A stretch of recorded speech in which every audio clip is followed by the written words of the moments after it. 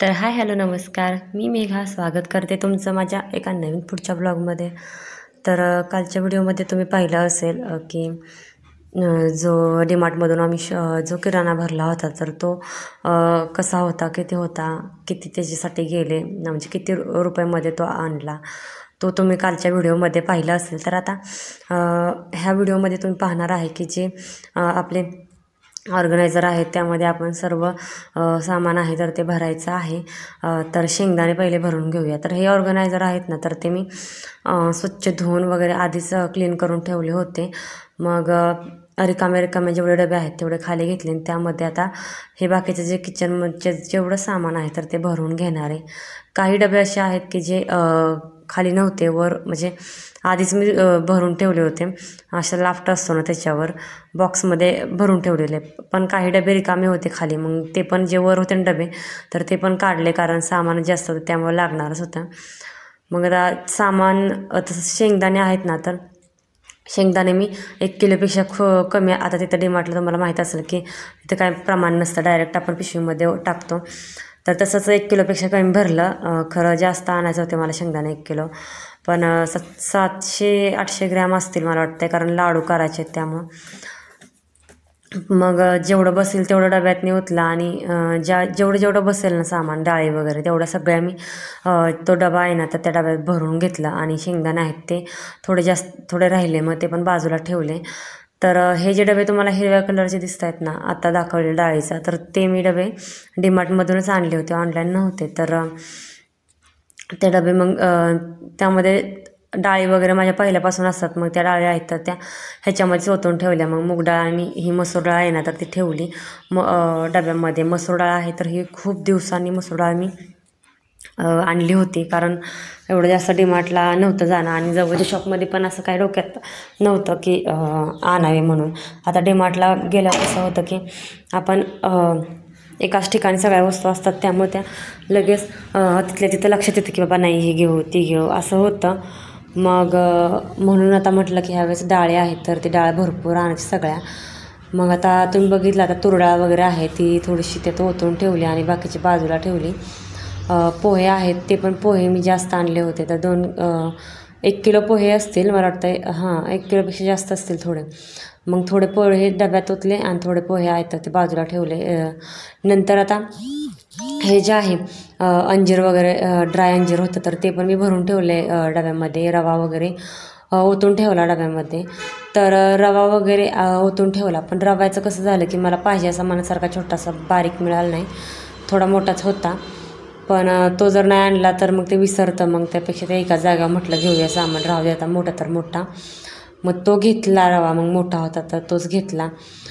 साखर होती तर साखर तशीच बाजूला ठेवली, कारण ती शक्यतो डबा भरलेला आहे अर्धा, त्यामुळे काय त्यात काय ओतायची नव्हती साखर.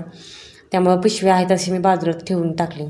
साबुदाणा वगैरे आहे ते पण काचची जार आहे ना त्याच्यामध्येच भरून ठेवले, कारण ह्याची आवळा कँडीची जी ही आहे बरणी ती रिकामी झाली, त्यामुळे मी त्यात ह्या अशा प्रकारे साबुदाणा भरून ठेवला. जसं आठवेल, जसं लक्षात येईल त्यामध्ये, किंवा जेवढ्या वस्तू ज्यामध्ये बसतील ज्या साईजच्या तेवढ्यामध्ये मी ओतत गेली. नंतर सोया चंक्स होते ते पण भरून ठेवले आणि हे फुटाणे आहेत तर ते पण भरून ठेवले. ड्रायफ्रूट्स नंतर भरायला घेतले. ड्रायफ्रूट्स जरा अर्धा किलो होते आणि जास्त होते, त्यामुळं थोडंसं जेवढं ह्या डब्यातनी बसेल ना तेवढंच होतलं कारण कसं होतं, जेवढं सामान आपण कमी होत ना डब्यातनी तेवढं येणार. डबा आहे तर तो आपल्याला घासायला वगैरे बरा पडतो त्यासाठी.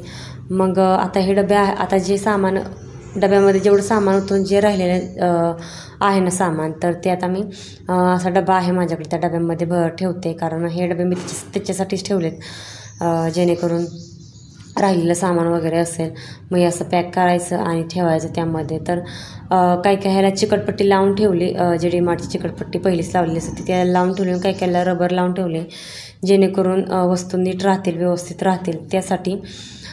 काय होते वस्तू त्याला मी किंवा पिशवा त्याला मी घरची जी चिकटपट्टी आहे ना तर ती लावून ठेवली. तर एक डबा भरला की मग दुसऱ्या डब्यामध्ये पण बाकीचं राहिलेलं सगळं सामान मी भरून ठेवलं. फुटाणे वगैरे आहेत, जसे मला आठवल ना तसं मी प्रत्येक डब्यामध्ये मी ते भरत गेले आणि पॅक करत गेले. कारण एकदम सगळं सामान आणलं ना तर कशामध्ये काय ठेवावं काहीच जम्बलिंग होतं, इतकं काय सुचतच नाही. तसंच माझं काय झालं, म्हणून मी घेताना सगळं एकदम डबे भरून घेतले, जेणेकरून कुठलीच गोष्ट राहायला नको. आता हे बाकीचं जे सामान आहे, डाळी तर मी भरून घेतल्या, पण आता हे बाकीचं सामान दिसतंय तुम्हाला, जे आपण बाथरूमसाठी यूज करतो, निरमा पावडर वगैरे जे असेल तर ते मी एका साईडला ठेवले, जेणेकरून ते लगेच आठवेल मला त्यासाठी.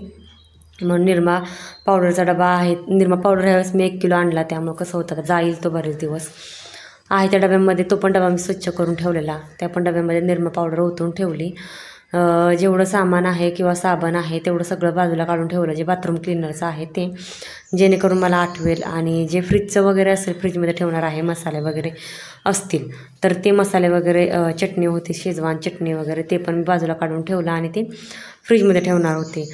टोमॅटो सॉस वगैरे असेल, गरम मसाला असेल तर ते पण मी फ्रीजमध्ये लागलीच ठेवून टाकलं, जेणेकरून आठवण होईल त्यासाठी.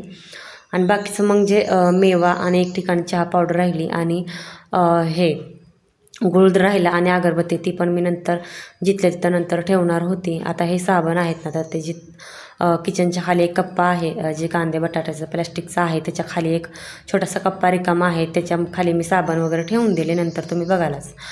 आता इथे तुम्ही बघू शकता की जे तांबे वगैरे जे होते ना, तर तांबे वगैरे मी जागा चेंज केली, त्या जागी मी तिथे सगळे डबे जे डाळीचे वगैरे आहेत ना, तर ते तिथं ठेवणार आहे, जेणेकरून एकाच ठिकाणावरून वस्तू सगळ्या घेता येतील आणि लक्षात पण राहतील त्यासाठी. कारण चटणी वगैरे ते जे होतं ना, शेवयाचं वगैरे किंवा बाकी सगळ्या चटण्या होत्या, कारळा वगैरे, तर ते इकडं असायचं एका साईडला, जिथे हंडा आहे ना तिथे स्टीलचं कपाट आहे तिथं असायचं. पण आता म्हटलं जाऊ दे, सगळ्या डाळी वगैरे आपण एका साईडला ठेवून घेऊया, म्हणजे सगळ्या वस्तू वगैरे आपल्याला व्यवस्थित एका साईडला मिळतील त्यासाठी. आणि ह्यावेळेस सामान पण भरपूर भरलं आहे, त्यामुळं खूप छान वाटतं आहे, कारण सगळे डबे वगैरे एकदम असे छान भरगच्च भरलेले आहेत. आणि आता जे आपलं तांबे वगैरे आहेत तिथनं मी काढले आणि जिथे जे ते चटणी वगैरे असायचे ना कारळ्याचे वगैरे, तिथलं मी सगळं सामान, आता हरभरे वगैरे आहेत ना, तर ते मी आता ह्या साईडला आणून ठेवणार आहे. ड्रायफ्रूट्स वगैरे जे आहेत, फुटाणे, ते जेणेकरून हाताला येतील, इझिली दिसतील, सापडतील त्यासाठी. कारण तने पण कधी कधी हातानेच घेत असतो, बदाम वगैरे तोच भिजत घालतो, त्यामुळं त्याच्या हाताला येण्यासाठी हे असं पुढे मी ठेवून दिलं जे लागणार आहे ते.